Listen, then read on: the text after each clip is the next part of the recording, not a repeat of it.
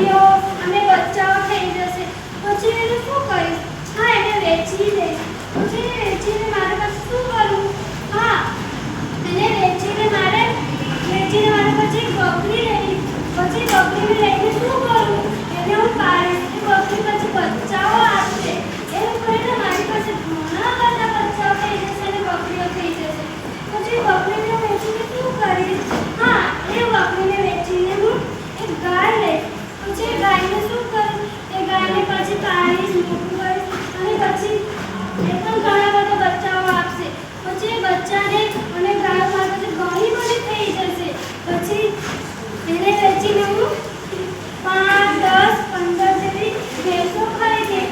પછી એ ભેંસો હું વેચીને